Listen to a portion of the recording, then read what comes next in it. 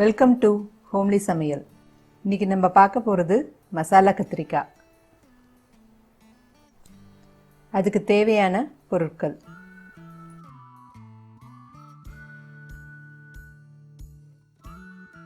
இப்போ கத்திரிக்காய்க்கு மசாலா ரெடி பண்ணிப்போம். ஒரு மிக்ஸி ஜாரில் 5 பல் பூண்டு, 8 சின்ன வெங்காயம், 3 டேபிள் ஸ்பூன் தேங்காய்,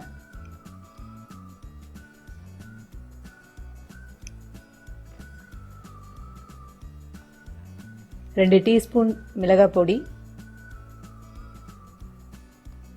3 டீஸ்பூன் தனியா பொடி,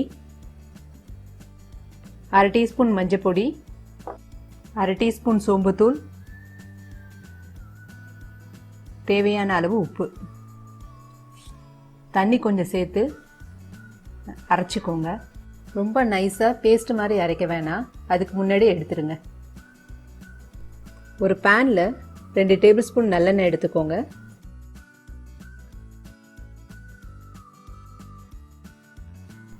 நறுக்குன 10 கத்திரிக்காயை அதில் சேர்த்துக்கோங்க. நான் வயலட் கலர் கத்திரிக்காய் எடுத்திருக்கேன். உங்களுக்கு எந்த கத்திரிக்காய் கிடைக்குதோ அதில் செய்யலாம்.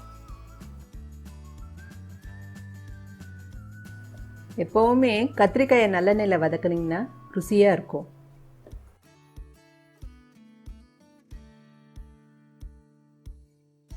இப்போ கத்திரிக்காயை வதக்கியாச்சு. இப்போ 2 நிமிஷம் மூடி வைப்போம். அப்போ தான் கத்திரிக்காய் சாஃப்டாக இருக்கும்.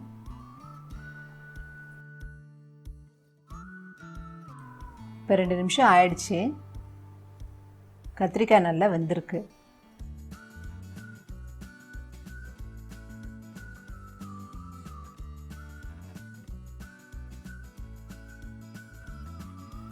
இப்போ அரைச்சி வச்ச மசாலாவை இது கூட சேர்த்துக்கோங்க.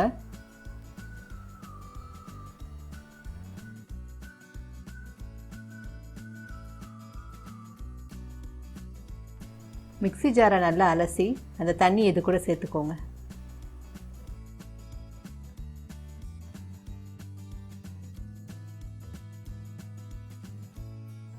தண்ணி நல்லா வத்துற வரைக்கும் கிளறி விடுங்க.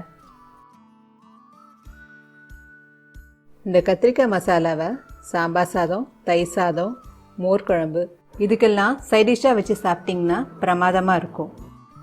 சப்பாத்திக்கும் சைட் டிஷ்ஷாக வச்சுக்கலாம். சாதத்துலேயும் இதை போட்டு பிசைஞ்சு சாப்பிட்லாம். இப்போ தண்ணி நல்லா வத்திடுச்சு. நல்லா செவந்து வர வரைக்கும் வச்சுருங்க. முடிஞ்ச வரைக்கும் நான்ஸ்டிக் அல்லது இரும்பு வானல் யூஸ் பண்ணுங்கள். அப்போ தான் எண்ணெய் யூஸ் பண்ணுறது கம்மியாகும். நல்லா லோ ஃப்ளேமில் வச்சுருங்க. அப்பப்போ கிளறி விடுங்க. அப்போ தான் நல்லா செவந்து வரும்.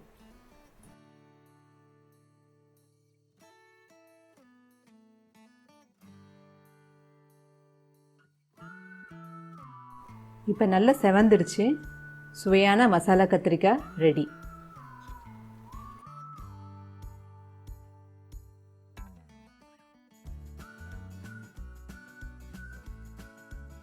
இந்த வீடியோ உங்களுக்கு பிடிச்சிருந்தா லைக் பண்ணுங்கள், ஷேர் பண்ணுங்கள்,